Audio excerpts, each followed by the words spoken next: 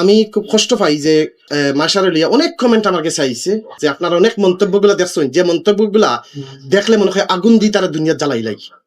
এত হায়না টাইপের কমেন্ট যারা করে, যখন কেউ একটা মানুষে কয় একটা ফুলের মতো মেয়ে যে যে মাসা আর অন্য খালা মেয়ে ওই লাগি খোয়া হয় টুকাই, আমার মাত্র হয়েছে গো খান, যে মানুষটা এই চিন্তা করবো যে একটা বাচ্চা মেয়ে খালা আর বাচ্চা মেয়ে ফর্সা, এই কথা যে চিন্তা করবো, এর হইলে মানসিক সমস্যা, এর বাবা হওয়ার কোনো যোগ্যতা তার নাই, আর এ হইলে এই সমাজের একটা ক্রীড়া।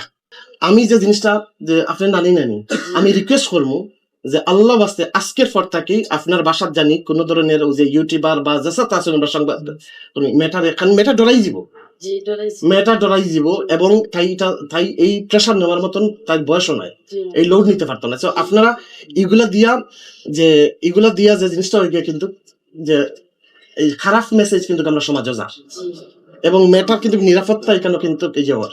সো আমি আশা করব যে আপনারা কিন্তু এই বিষয়টা খেয়াল রাখবা।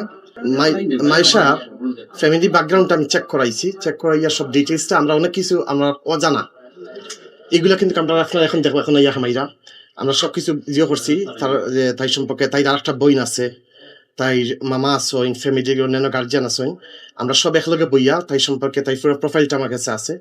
সো আমরা চাই যে মাইশার একটা বেটার ফিউচার করার লাগিনে, তাই সুন্দর ভবিষ্যৎ কি রকম করা যায় এগুলো লেগে তার ফ্যামিলির লগে বইয়া আমরা লেগে সবকিছু পরামর্শ করবো।